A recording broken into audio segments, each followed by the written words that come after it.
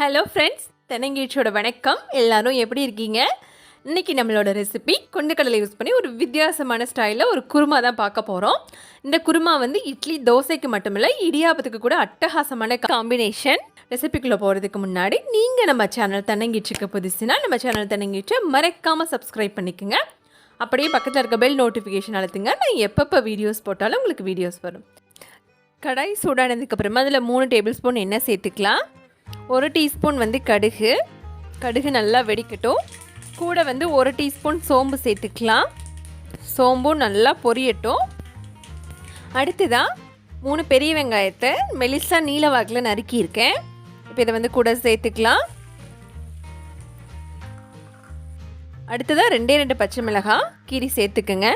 எப்போவுமே வந்து வெங்காயம் சேர்த்ததுக்கப்புறமா பச்சை மிளகாய் சேருங்க குருமாவுக்கு. இது நல்லா மிக்ஸ் பண்ணிக்கலாம். அதே போல் வெங்காயமும் குருமாவுக்கு வந்து ரொம்ப வதங்க தேவையில்லை. குருமா வந்து ஊற்றி சாப்பிட்றப்போ வெங்காயமும் முழுசாக இருக்கணும், கரையாமல். அப்போ தான் டேஸ்ட் நல்லாயிருக்கும். இப்போ கூட கருவேப்பிலை சேர்த்துக்கலாம். இதையும் நல்லா மிக்ஸ் பண்ணிக்கலாம். உங்களுக்கு காட்டுறேன்னா வெங்காயம் இந்தளவுக்கு வதங்கினாலே போதும். இப்போ அடுத்ததாக நம்ம தக்காளி சேர்த்துக்கலாம். இது கூட அன்றைக்கி ஒரு 4 தக்காளியை மீடியம் சைஸ் தக்காளி தான் இந்த மாதிரி நறுக்கி வச்சுருக்கேன். ரொம்ப பொடியாக நறுக்க தேவையில்லை. ஓரளவுக்கு இந்த மாதிரி ஸ்லைஸாக நறுக்குனாலே போதும். ஏன்னா தக்காளி வந்து குருமாவில் வந்து கரையக்கூடாது, ரொம்ப புளிப்பு கொடுக்கும் உங்களுக்கு. அடுத்ததாக உப்பு சேர்த்துக்கலாம். இது நல்லா மிக்ஸ் பண்ணுங்கள். இது வந்து 2 வெங்காயத்துக்கு 3 தக்காளி கணக்கு. குருமா வந்து கொஞ்சோண்டு லைட்டாக புளிப்பு டேஸ்ட்டோடு இருக்கும். ஏன்னா தக்காளியும் ரொம்ப குழையக்கூடாது, வெங்காயமும் அதே சமயம் முழுசாக இருக்கணும். அப்போ தான் வந்து குருமா பொதுவாக டேஸ்ட்டாக இருக்கும். இப்போ உங்களுக்கு க்ளோஸ்அப்பில் காட்டுறேன் எப்படி இருக்குன்னு. தக்காளி வந்து முழுசாக குழஞ்ச மாதிரி இருக்கும், ஆனால் குழையாத மாதிரி இருக்கும். இதுதான் கரெக்டான ஸ்டேஜ். அடுத்ததாக வந்து நம்ம கூட வந்து மஞ்சத்தூள் சேர்த்துக்கலாம். நான் சும்மா கொஞ்சோண்டு சேர்க்குறேன், ரொம்ப அதிகமாக வேண்டாம். இது வந்து ஆப்ஷனல் தான். மஞ்சத்தூள் சேர்த்ததுக்கப்புறமா ஒரு 30 செகண்ட் வந்து நல்லா வதக்கிக்குங்க.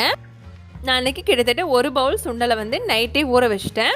கிட்டத்தட்ட 8 மணி நேரம் ஊறியிருக்கு. ஊற வைக்கிறதுக்கு முன்னாடியே நல்லா களைஞ்சி ஊற வச்சுட்டேன். அப்ராக்சிமேட்டாக வந்து இது ஒரு 200 250 கிராம் இருக்கும். இதை நான் குக்கரில் சேர்த்துக்கிறேன். நான் வந்து ஊற வச்ச தண்ணியை வந்து இதில் சேர்க்கலை, ஏன்னா அது கொஞ்சம் புளிப்புத்தன்மை இருக்கிற மாதிரி இருக்குது எனக்கு வந்து. அதனால் நான் எப்போவுமே சேர்க்க மாட்டேன். அதுக்கு பதிலாக நான் 1 பவுல் தண்ணி சேர்த்துக்கிறேன். 1 கப் சுண்டலுக்கு 1 பவுல் தண்ணி போதும் வேக வைக்கிறதுக்கு உங்களுக்கு. கொஞ்சோண்டு கல்லுப்பு சேர்த்துக்கலாம் கூட சுண்டலுக்கு மட்டும். அடுத்ததாக மூடி போட்டு கிட்டத்தட்ட ஒரு 5 6 விசில், மேக்ஸிமம் 8 10 விசில் விடுங்க. சுண்டல் வந்து நல்லா வேகணும். ஓப்பன் பண்ணி காட்டுறேன். விசில் ஆறுனதுக்கப்புறமா நம்ம கையால் வந்து எடுத்து மசித்தோம்னா நல்லா மசியணும். அதே சமயம் உங்களுக்கு சுண்டல் ஊற வைக்கிறதுக்கு டைம் இல்லைன்னா நீங்கள் வந்து சுடுதண்ணியில் ஒரு 3 4 மணி நேரம் வச்சு ஒரு 10 விசில் வரைக்கும் வைங்க.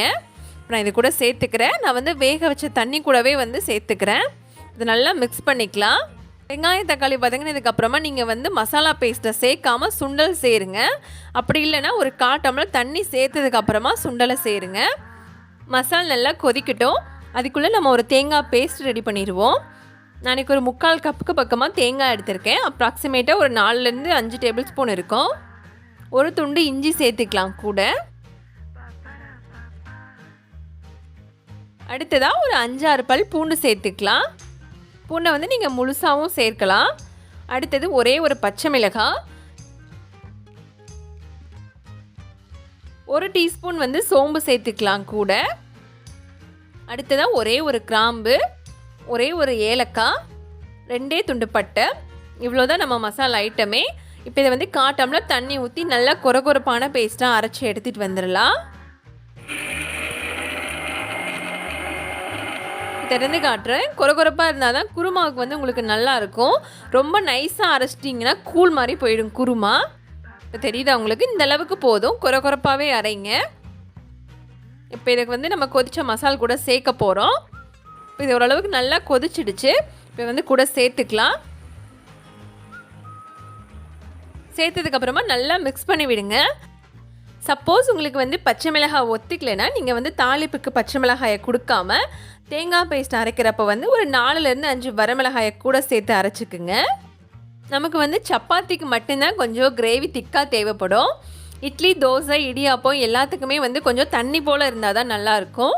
நான் அப்போ வந்து இது கூட ஒரு 3/4 கப் போல் தண்ணி சேர்த்துக்கிறேன். எனக்கு வந்து கொஞ்சம் தண்ணி போல் இருந்தால் தொட்டு சாப்பிட்றதுக்கு நல்லாயிருக்கும் இட்லி தோசைக்கு. அதே மாதிரி குருமா திக்னஸுக்கு வந்து இன்னொரு ஐடியா, நீங்கள் வந்து தேங்காய் பேஸ்ட் அரைக்கிறப்போ வந்து ஒரு 2லேருந்து 3 டேபிள் ஸ்பூன் வந்து பொட்டுக்கடலையை கூட சேர்த்து அரைச்சிங்கன்னா குருமா வந்து கொஞ்சம் நமக்கு திக்காக கிடைக்கும். அதே போல் நீங்கள் தேங்காய் அளவையும் கூட்டி குறைச்சி சேர்த்துக்கலாம். மேக்ஸிமம் வந்து இது ஒரு 4லேருந்து 5 நிமிஷம் கொதிச்சா போதும். இந்த குருமாவுக்கு வந்து இஞ்சி பூண்டு பேஸ்ட் வந்து சேர்க்கக்கூடாது. அதே போல் மல்லித்தூள் மிளகாத்தூளும் சேர்க்கக்கூடாது. நீங்கள் வந்து நான் சொன்ன தேங்காய் பேஸ்ட்டை மட்டுமே சேர்த்து அரைங்க. கண்டிப்பாக குருமா வந்து அட்டகாசமான ஃப்ளேவரில் கிடைக்கும் உங்களுக்கு. இப்போது நம்மளோட ஒயிட் சன்னா குருமா வந்து ரெடி ஆகிடுச்சு. இது வந்து இட்லி, தோசை, சப்பாத்தி, இடியாப்பத்துக்கு பெஸ்ட்டு காம்பினேஷன். ஃபஸ்ட்டு வந்து தோசைக்கும் இடியாப்பத்துக்கும் செம்ம டேஸ்ட்டாக இருக்கும். கண்டிப்பாக இந்த ரெசிபியை ட்ரை பண்ணுங்கள் நான் சொன்ன அளவுகளோட. அதே மாதிரி நான் சொன்ன சின்ன சின்ன டிப்ஸையும் வந்து எடுத்துக்குங்க. எனக்கு வந்து இடியாப்பத்துக்கு தேங்காய் பாலை விட இந்த ஒயிட் சன்னா குருமா வந்து ரொம்ப பிடிக்கும். கமெண்ட்ஸில் சொல்லுங்கள் இடியாப்பத்துக்கு பெஸ்ட்டு காம்பினேஷன் எதுன்னு. இந்த வீடியோ பிடிச்சிருக்கா? இந்த வீடியோ பிடிச்சிருந்தா இந்த வீடியோக்கு ஒரு லைக் கொடுங்க, முடிஞ்சால் ஷேர் பண்ணுங்கள். தேங்க்யூ ஃபார் வாட்சிங்.